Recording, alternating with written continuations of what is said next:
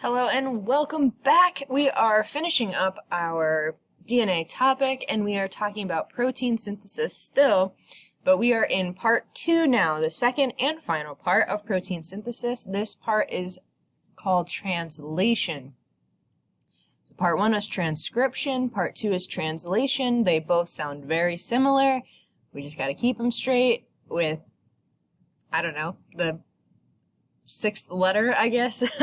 But you can do that alphabetically, right? Transcription has a C as a sixth letter, translation has an L, and C comes before L alphabetically. We're going to revisit the central dogma here. Now, we've talked a lot about DNA, right? We know that DNA can replicate. We know that DNA creates identical strands of DNA when it does replicate, and it uses DNA nucleotides, DNA polymerase. Everything about DNA replication is DNA.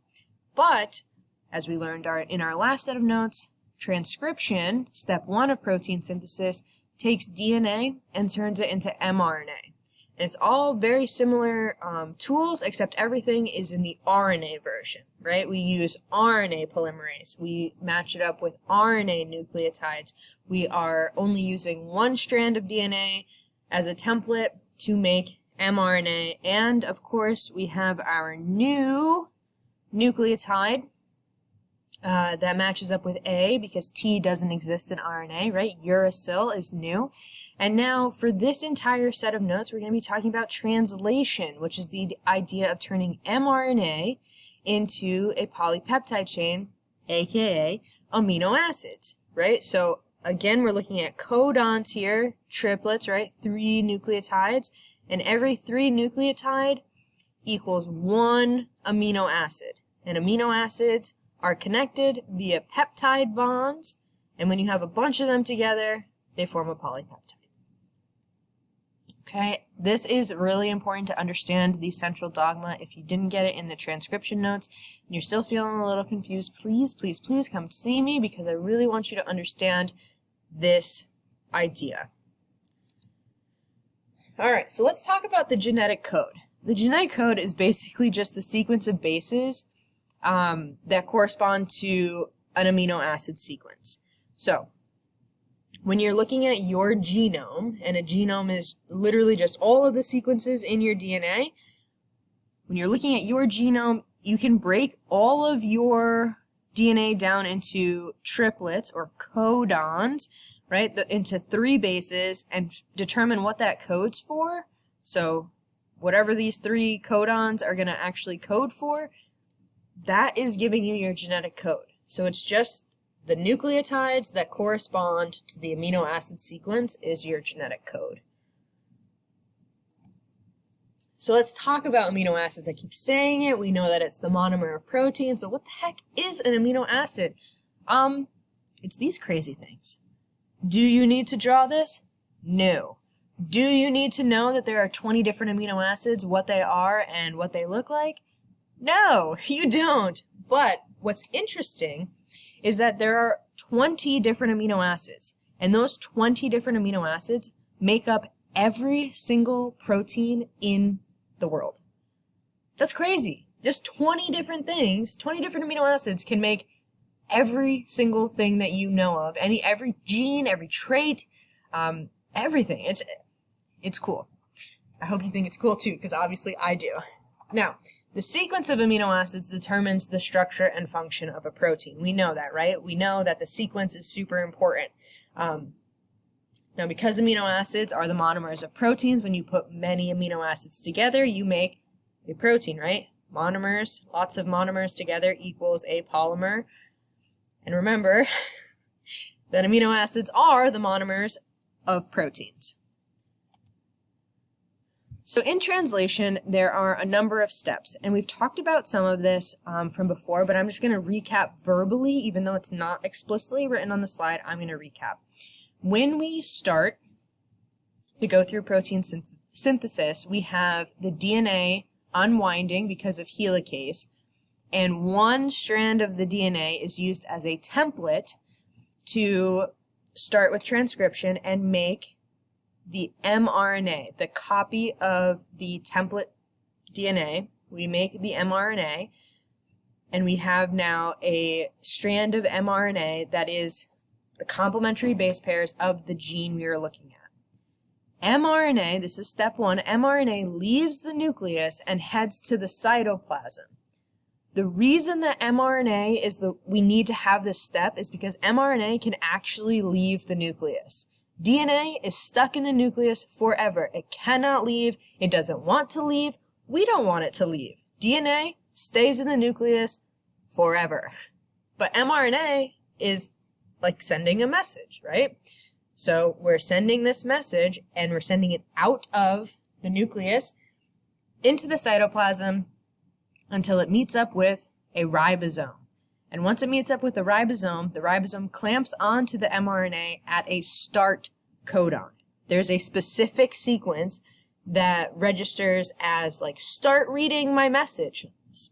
Start here, right? It's it's actually AUG, but we'll talk about that. You'll see it, but there is a specific code to say start here. Now, I think I've said this like so many times in the last couple of notes, but you need to know the word codon. It's a 3 nucleotide sequence that will translate to a specific amino acid. We're pretty much only going to call them codons in class, so you really need to know that a codon is a 3 nucleotide sequence, okay?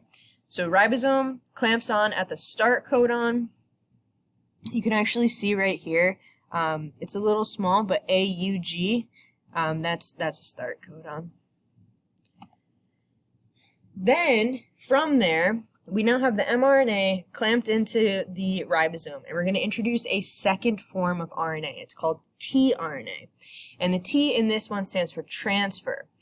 And the reason it's called that is because they transfer amino acids into the ribosome. Okay, so tRNA binds to specific amino acids. They are these like green things, right? You can see that it is bound to an amino acid. It's like trucking along and bringing in this amino acid. And then at the ribosome, the tRNA binds to the mRNA using the base pairing rules. And you can see that in here, right? The G is binding to the C, the G is binding to the C, and then the U is binding to the A. That is because we're following the exact same base pairing rules that we already know. It's just that now tRNA is binding to the mRNA codon that's already in the ribosome. Now this is like a little like extra piece of information, but you know how we call the triplets, the 3 nucleotide bases on the mRNA, a codon?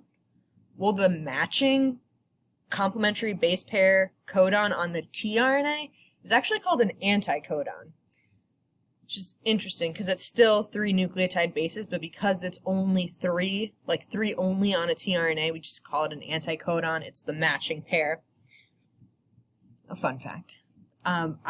I'm less concerned that you know about anticodons, but it might show up in pictures and it might show up while we're working, so I just wanted you to be aware of the terminology. So as these anticodons that are on the tRNA continue to match up with the mRNA, what's happening is that the amino acids that the tRNA is bringing are combining with the previous amino acids, and it is forming a protein chain. So as you are connecting these tRNAs to the mRNA, what's happening up here with the amino acids is they're forming a peptide bond. And as they continue to form a peptide bond, they will stay even if the tRNA leaves, right? This tRNA is released off of the mRNA, but its amino acid has stayed here.